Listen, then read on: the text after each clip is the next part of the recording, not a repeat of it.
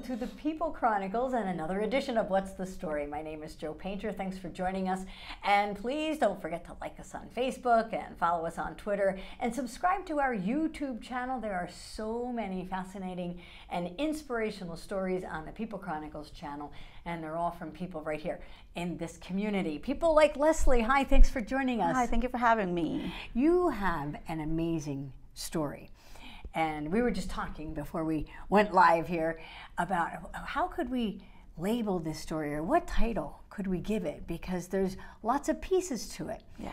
And in the end, it's all about overcoming adversity. Yes. Now that's my words. Would you say that your story is about overcoming adversity? Absolutely.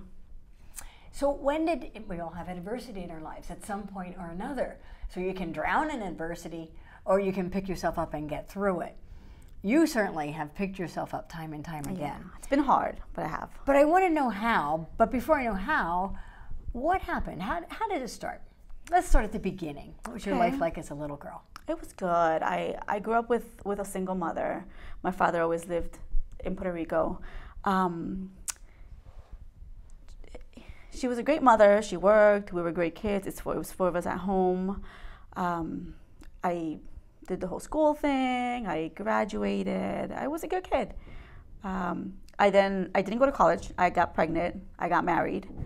I moved away to my own apartment, and I had a nice growing up life with my family and my husband at that point.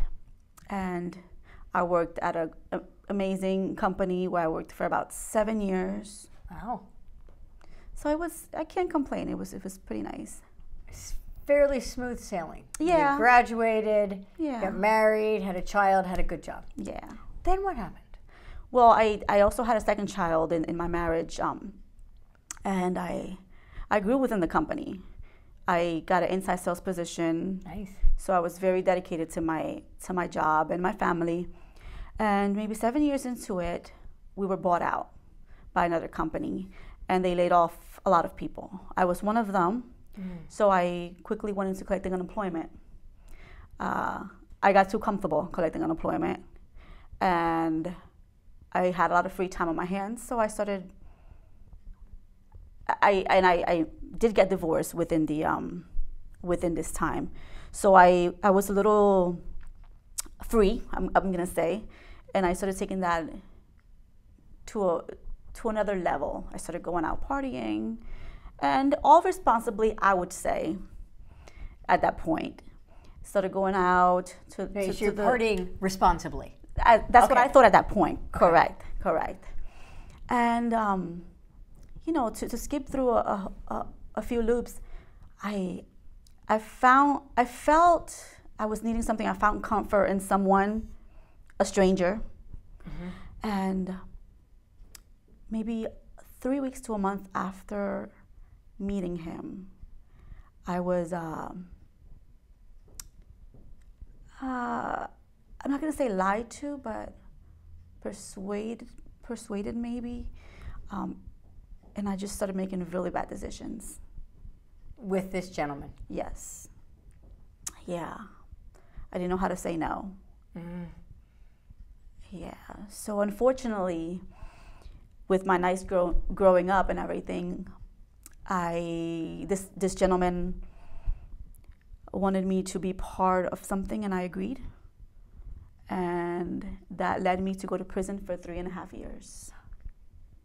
3.5 years in prison because you were a nice girl. Right. Trying to help somebody out. Yeah. And I wasn't making bad decisions. At that point, did you have any clue, or was there anything in the back of your mind saying, well, maybe I shouldn't help him out because it could land me in jail? Was there any inkling or anything inside you saying that? Well, a lot of what happened, is not what I agreed to. Ah, okay. But either way, I knew what I was doing was wrong, but my mind was blank. My mind was blank, and I wasn't thinking of consequences. I was thinking of, I don't know if it was attention, I'm not sure what it was. Right. But I was not using my mind at that time. And so when you made this decision to help out, you, in your mind, you weren't helping out in the way it ended. Right. Is that correct? Right. Absolutely. What went through your mind when whatever happened and you now go, I'm looking at 3.5 years in prison? What? Describe your state of mind. What were you feeling? Oh my what goodness. were you thinking? I was afraid. Yeah. Everything happened very fast because I was taken into custody an hour later. And I was the only person taken into custody. I'm aware, I was under the impression there was many people involved. I was the only one ever questioned, ever put in jail. My kids were being babysat at that moment. So all I kept thinking was, someone needs to go get my kids and bring them to dad or to grandma, because I was, in jail at that point. Which wasn't really jail. It was at City Hall. But I'm thinking, charged. Right. I was being questioned. I was being, yelled at. Everything that goes on in there, and it was a long 16 hours. 16 hours you were being questioned. I was in the City Hall downstairs in the I'm not sure what it's called there, but when you just wait to see a judge and all that, usually it's about 4, 5, 6 hour wait. I was there for 16 hours. Were you able to make arrangements for your children? I wasn't able to, because you can't make a phone call yet, I believe. But fortunately, when the 16 hours were up, the judge that saw my case gave me ROR bail, which means I can just go and just wait for a court. On your own recognizance. Right. So he no payment down, nothing, just go. So I went immediately, made sure my daughters were okay. They were okay. They were already picked up and everything. And then unfortunately I didn't know how the law worked, so I hired a very bad lawyer.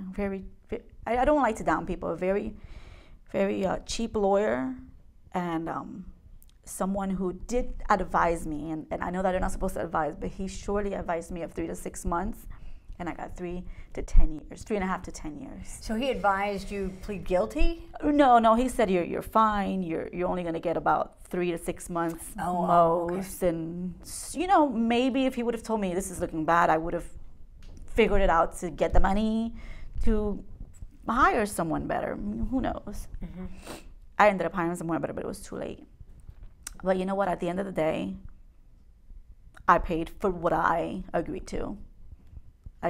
I did the time of what I needed to do the time for, and those 3.5 years, those years that I was going out and having a little too much fun, mm-hmm. Who knows where I was going to end up.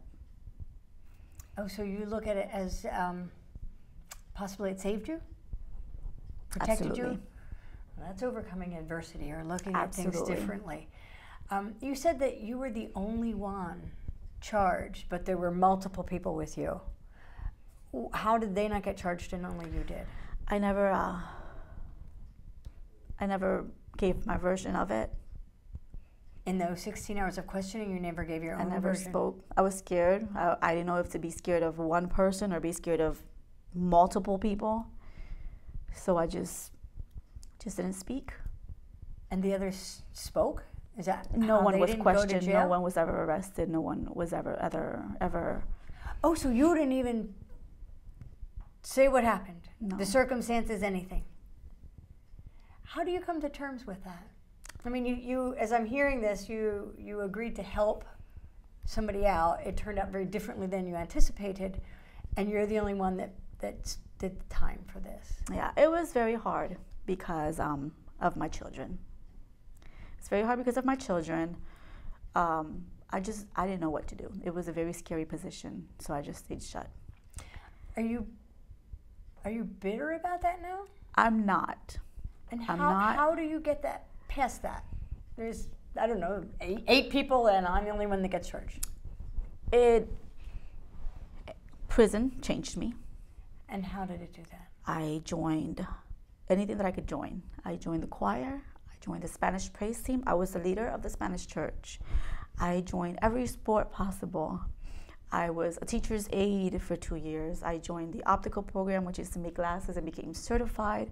I worked in the lab, and I made glasses for every state prison in Pennsylvania.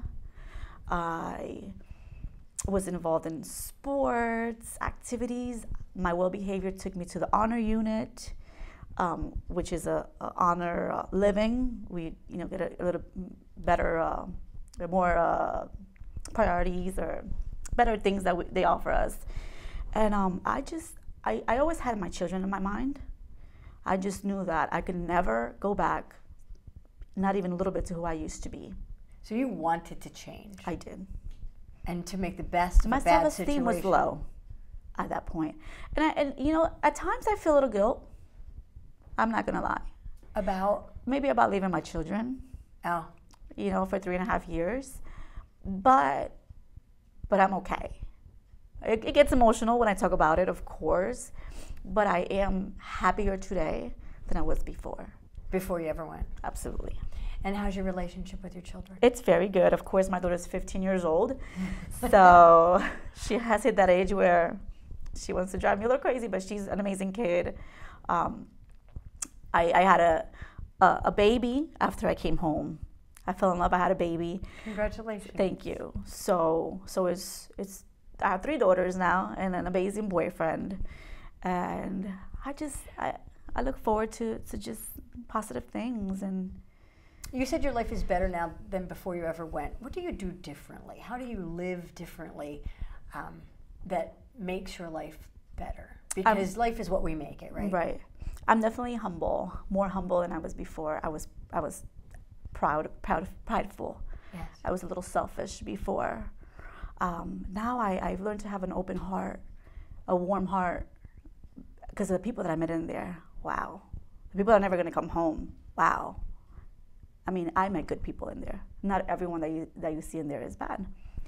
But you just have to live at peace with yourself and know that things happen for a reason. Mm-hmm. God doesn't give you something that you can't handle, or God doesn't give you something that He knows He's not using for the better. So I just take it and go along with it. I feel very terrible for everything that happened, for sure. Fortunately,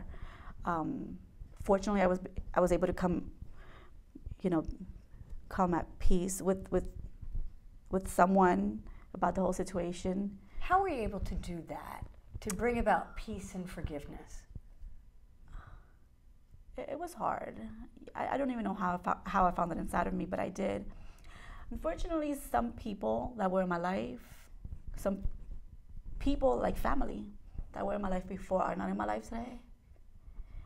Not that I have not forgiven, but a relationship at this point isn't an option, because we are at different levels, just not as people, but just mentality-wise. Sounds like you choose the company you keep differently. Yeah, and it's I love everyone, but my company is very small. So you're surrounding yourself with like-minded individuals? Is that a fair statement? Yeah. Yes. What would you share with perhaps your daughter or your younger version of yourself, or another lady who might find themselves in the same position you were, just trying to be a good person, trying to help out, maybe getting too relaxed with what you were doing and comfortable with it? What would you share to that person so that they might avoid having to face a crime and go to jail? Love yourself. Love yourself. Because if at any point you do not love yourself, you're going to find all the negative things to do. And you're going to try to find someone else to do it for you, and it does not work. You need to love yourself, for sure. And that's what I always tell my children. Love yourself. Before you can love even anyone else, love yourself. It almost sounds counterintuitive sometimes, but it's a beautiful message, and we'll take that. Thank you, Leslie, very much for sharing it. Thank you so much. I appreciate it. No problem. Want to know more about who's doing what in Berks County? Check out the stories on thepeoplechronicles.com. These stories are made possible in part by Queen City Restaurant, Greth Homes, Heidelberg Family Restaurant, and Spring Ridge Financial.